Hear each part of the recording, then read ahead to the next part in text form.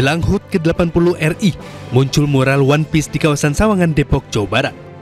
Menurut salah seorang warga, gambar tersebut baru saja terlihat 2 hari lalu, namun dirinya tak tahu siapa yang membuat. Usai viral di media sosial Rabu siang, mural One Piece tersebut nampak sudah ditimpa dengan cat merah putih. Gambar One Piece? Itu udah ada dari berapa hari Pak kira-kira Pak? Ya kita nggak perhatiin, cuma udah ada aja gitu. Mungkin satu. Saya dagang kan malam kan. Pas saya ngeliat juga malamnya sih. Oh sudah ada ya? Satu hari atau 2 hari mungkin Pak? Saya 2 hari yang lalu lah. 2 hari. Terkait maraknya pengibaran bendera Jolly Roger One Piece, Koordinator Nasional Jaringan Gus Durian, Alisa Wahid buka suara. Dia meminta pemerintah untuk tidak bereaksi berlebihan lantaran munculnya bendera One Piece merupakan bentuk kreativitas anak muda dalam mengkritik pemerintah. Yang penting 10 cm di bawah bendera merah putih kan paling gitu ya. Gitu. Ya udah, ini ekspresi kreatifnya anak-anak. Kita harusnya bersyukur anak-anak mudanya kreatif, memberikan kritik itu dengan cara yang tidak menimbulkan keonaran gitu ya, atau kerusakan. Gitu. Sebelumnya viral di media sosial, bendera karakter bajak laut dari manga One Piece berkibar di sejumlah daerah, mulai dari atap rumah warga hingga kendaraan di jalan raya. Fenomena tersebut lantas dikaitkan dengan ekspresi kekecewaan warga terhadap kondisi bangsa Indonesia saat ini. Tim Liputan iNews melaporkan. Sebelumnya di Kabupaten Tuban, Jawa Timur juga viral mural One Piece di salah satu tembok milik warga. Nampak mural One Piece yang belum selesai digambar di samping logo peringatan HUT ke-80 Republik Indonesia. Namun, hanya selang beberapa jam setelahnya, mural itu langsung dihapus dan ditimpa cat hitam. Penghapusan dilakukan dengan pengawalan yang diduga merupakan aparat TNI dan polisi. Usai ditimpa, rencananya tembok tersebut akan digambar dengan wajah tokoh pahlawan nasional. Sementara itu terkait peristiwa tersebut, warga setempat berharap tak ada lagi kesalahpahaman. Ini yang ngechat dan teman-teman semuanya itu tidak tahu One Piece itu apa. Kita ini tugas ya biasa, itu kan ngecek lah sebagai teman-teman dari petugas dari TNI Polri, biasa ngecek karena pekerjaan mereka seperti itu.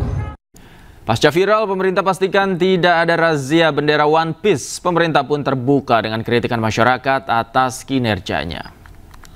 Enggak ada masalah kalau makna kritik kan kita sangat terbuka. Pemerintah sangat terbuka dan kita menyadari kok.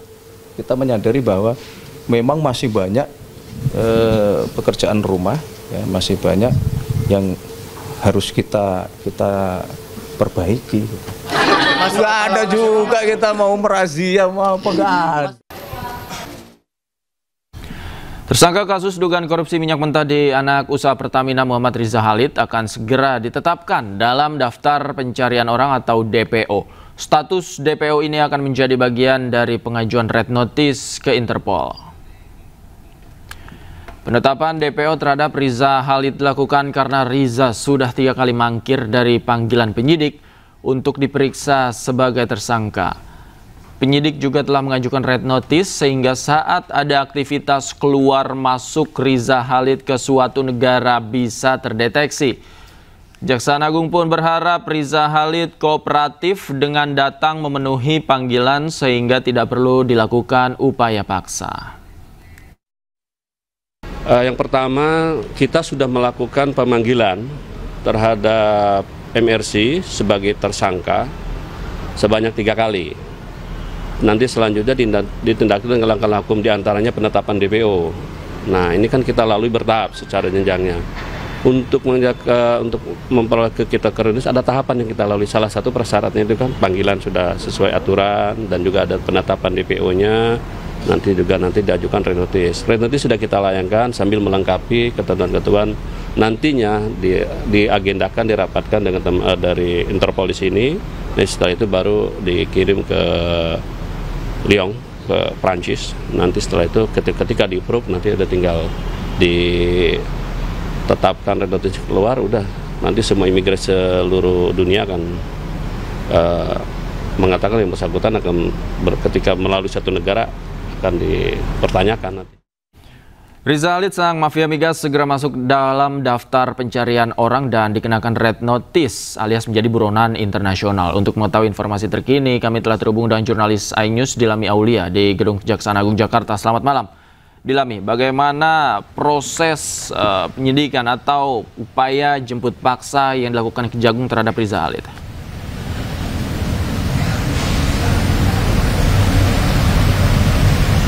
Ya, selamat malam Davi dan juga pemirsa ya. Dari pihak Kejaksaan Agung ini memang akan memasukkan nama dari pengusaha minyak Riza Khalid ke dalam daftar pencarian orang atau DPO, dikarenakan Riza Khalid ini sudah 3 kali dipanggil oleh penyidik Jampitsus Kejagung namun mangkir. Dan pun kalau kita melihat kemarin ya, dari pihak Jampitsus Kejagung ini telah melakukan penyitaan terhadap 5 mobil mewah dari Riza Khalid di daerah rumahnya di kawasan Jakarta Selatan, di mana mobil pertama yakni ada mobil mewah Alphard, kemudian yang kedua ada mobil Mini Cooper, dan ada 3 mobil Mercedes-Benz yang terparkir di depan gedung Bundar Kejagung, dan kemudian juga dilakukan penyegelan oleh pihak Kejaksaan Agung. Adapun begitu, David dan juga pemirsa, Muhammad Riza Khalid ini memang sudah ditetapkan sebagai tersangka sejak 10 Juli 2025. Dalam hal ini adalah terjerat dugaan kasus korupsi tata kelola minyak mentah dan produk kilang PT Pertamina Persero dari 2018 hingga 2023, di mana penetapan buron atau DPO-nya Riza Khalid sebagai syarat untuk red notice ya, di mana dari pihak Kejagung sendiri ini masih memproses terkait dengan red notice-nya ke Interpol. Sebelumnya dari pihak Kejaksaan Agung ini telah memanggil Riza Khalid sebanyak 3 kali, 24 Juli, 28 Juli, dan juga 4 Agustus 2025. Namun begitu, Riza Khalid masih terus mangkir, dan dari kasus ini sudah ditetapkan 18 tersangka, namun hanya Riza Khalid saja yang memang belum datang dalam melakukan pemeriksaan. Dan dari pihak Kejagung sendiri memang berharap bahwa Riza Khalid ini bisa segera ditemukan begitu ya, dan bisa adanya red notice ini untuk pemeriksaan lebih lanjut.